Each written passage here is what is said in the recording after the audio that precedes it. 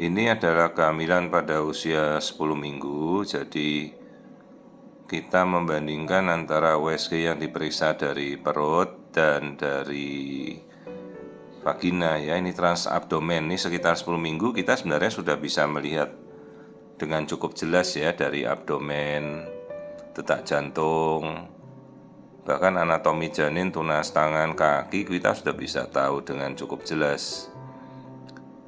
Hanya nanti kita kan mau tahu perbedaannya lebih jelas tuh seperti apa gitu ya. Seperti ini kan. Nah, kantung kehamilan sudah tampak jelas, terus struktur tangan, struktur kaki juga sudah tampak jelas. Dan itu seluruh rongga kita bisa amati, kantung ketuban, tali pusat ya. Keuntungannya kalau dari abdomen itu kita bisa melihat lebih luas plasenta, selaput ketuban.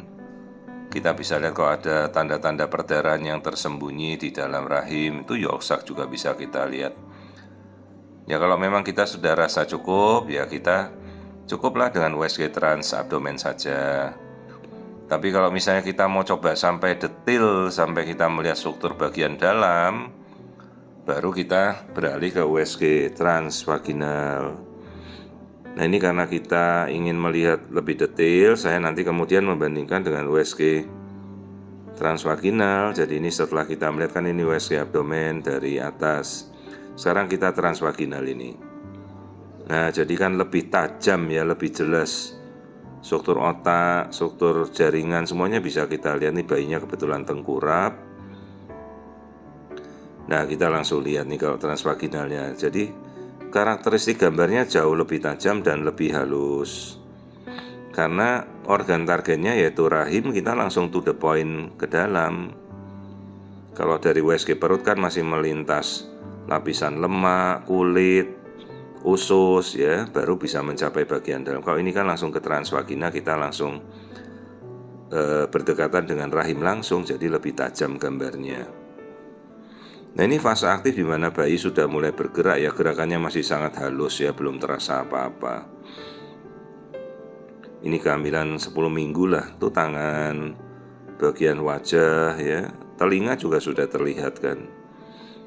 Nah ini kita bisa lihat bagian dalam selaput ketuban tuh yang tipis banget, jantung. Ini aliran darah jantung di seluruh tubuh. Dan si ibu sudah melakukan uji tes genetika namanya non-invasive prenatal test atau NIPT.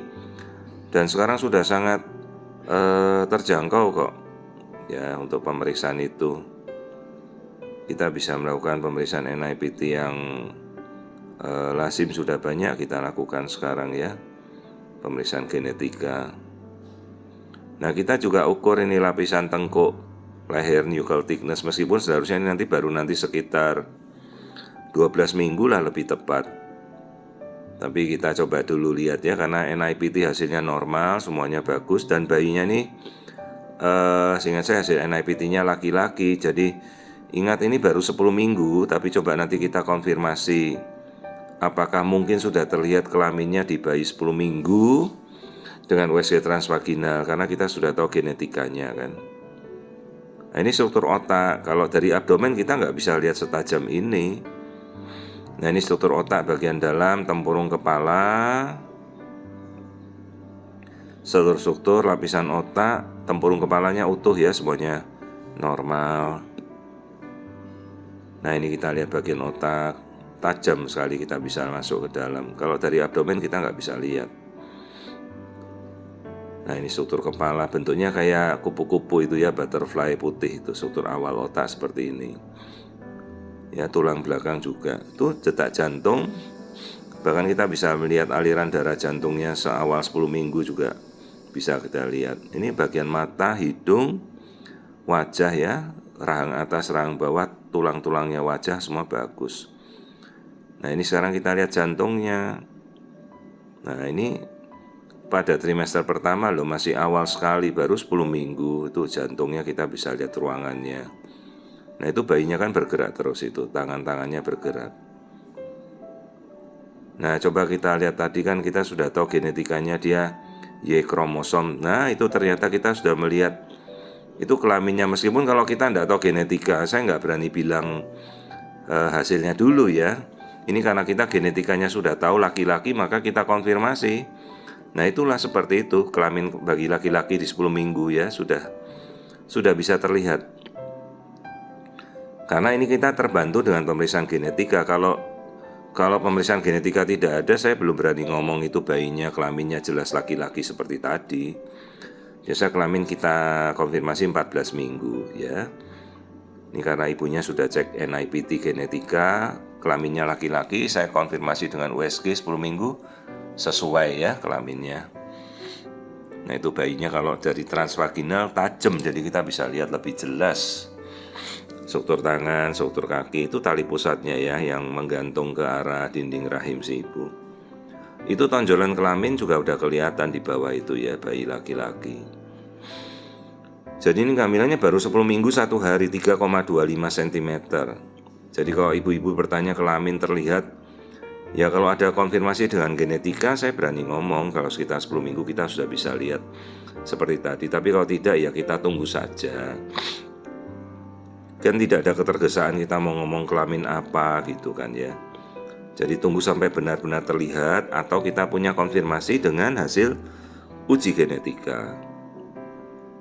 Nah, ini kan dari transvaginal jadi lebih tajam untuk kita melihat. Kelebihannya itu saja.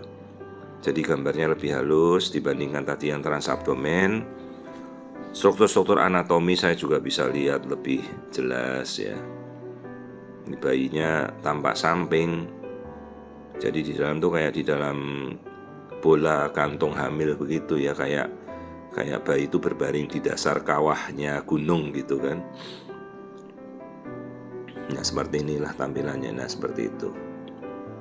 Jadi di dalam itu adalah kantung kehamilan. Nah, itu rongganya. Nah, bayi berbaring di dalam wadahnya itu, selaput ketuban dan kantung kehamilan. Jadi ini adalah kehamilan 10 minggu ya, pertumbuhan janinnya semuanya normal, sudah kita cek, bagus.